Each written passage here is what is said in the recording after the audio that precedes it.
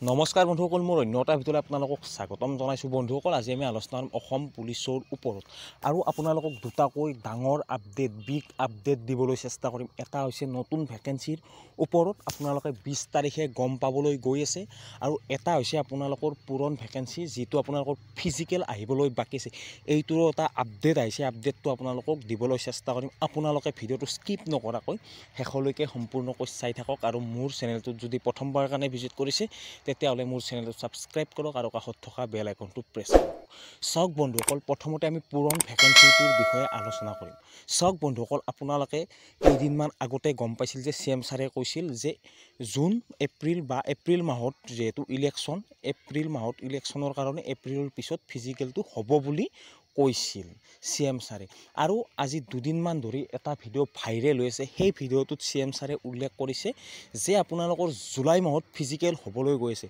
এতিয়া কথাটো হৈছে যে যিহেতু আমি এনেকৈ প্ৰেক্টিচ কৰি আছোঁ, এবাৰ কৈছে অমুক, এইবাৰ কৈছে জুলাই, যিহেতু আমাৰ লগত এটা খেল খেলি থকাৰ নিচিনাই হোৱা বুলি ক'ব লাগিব। কাৰণ মই সিদিনা কৈছোঁ যে ফিজিকেল দিয়াজনেহে জানে বা প্ৰেক্টিচ কৰি থকা ল'ৰাজনেহে জানে, আৰু যিটো মাহত ফিজিকেল হ'ব বুলি কৈছে সেই মাহকেইটাত আমাৰ অসমৰ পৰিস্থিতি, অসমৰ গ্ৰাউণ্ডসমূহৰ পৰিস্থিতি কি হয় আপোনালোকে ভালদৰে জানে।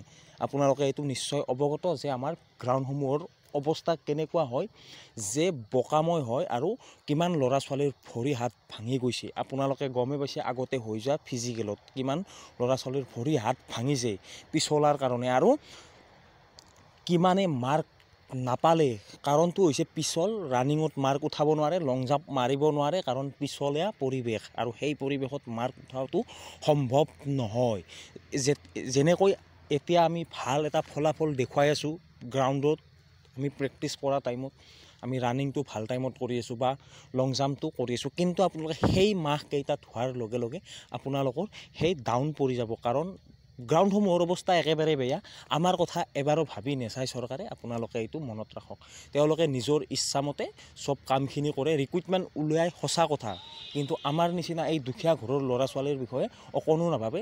তেওঁলোকক ক'বলৈ গ'লে বহুত কথা, কিন্তু ক'ব নোৱাৰি। আপোনালোকে গমেই পাইছে যে আমাৰ কাৰণে কোনো ভবা মানুহ নাই, আপোনালোকে এইটোৱে মনত ৰাখক।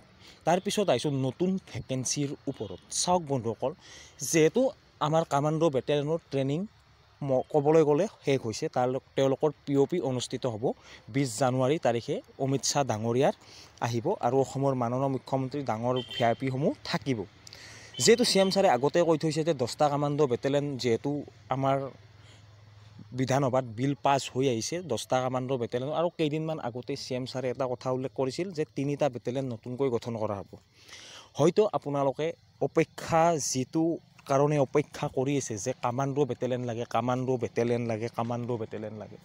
চাওক বন্ধুসকল, আপোনালোকৰ হয়তো নতুন কামাণ্ডো বেটেলিয়ন কেইটা সেই অনুষ্ঠিত হ'ব লগা POPতে ঘোষণা হ'ব পাৰে। এইটো 100% সম্ভাৱনা আছে যে আপোনালোকৰ আগন্তুক আহিবলগা নতুন ভেকেঞ্চি তাত ঘোষণা হ'ব পাৰে যে কেতিয়া আহিব বা কেতিয়া ৰিক্ৰুইটমেণ্ট প্ৰচেছ চলিব। কামাণ্ডো বেটেলিয়নত নতুন ভেকেঞ্চি হোৱাৰ 95% সম্ভাৱনা আছে। এইটো নকওঁ যে আহিবই 100%, এইটো নহয়, অহাৰ সম্ভাৱনা যথেষ্টখিনিয়ে আছে। যিহেতু কামাণ্ডো বেটেলিয়ন আহিবলৈ বাকী আছে, আপোনালোকে সাজু হৈ থাকক। আৰু পুৰণা ভেকেঞ্চিটোৰ বিষয়ে আপোনালোকক ক'লোৱে যে যি কৈছে, এবাৰ কৈছে মে', এবাৰ কৈছে জুন, এবাৰ কৈছে জুলাই, যি পাইছে সেনেকৈ কৈছে। আমি হতাশ হৈ আছোঁ, বাছ বেলেগ কথা একো নাই। আপোনালোকেও ফিজিকেল প্ৰেক্টিচ কৰি আছে, ময়ো কৰি আছোঁ, কিন্তু ফিজিকেল প্ৰেক্টিচ কৰি থাকিম, আমি হাৰ নামানো। কিন্তু যিটো টাইমত ফিজিকেল হ'বলৈ যাব, যিহেতু দুদিনমান আগতে জুলাই বুলি কৈছে, জুলাইৰ পিছত যদি আগষ্ট মাহত হৈ যায় তেতিয়া কি হ'ব? আপোনালোকে এবাৰ ভালদৰে ভাবি চাওক, যিকেইটা মাহত ফিজিকেল অনুষ্ঠিত হ'ব বুলি উল্লেখ কৰিছে সেইকেইটা মাহত আমাৰ গ্ৰাউণ্ডসমূহৰ পৰিৱেশ কেনেকুৱা হয় আপোনালোকে এবাৰ ভাবি চাওক।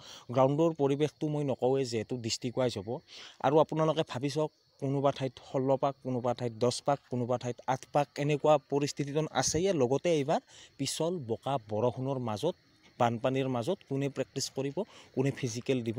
আপোনালোকৰ চাওক, এনেকৈ এটা সপোন শেষ হৈ যায় আৰু চৰকাৰে আমাৰ কথা এবাৰো নাভাবে। আজিৰ ভিডিঅ'টোত এইখিনি, আজিলৈ আহিছোঁ।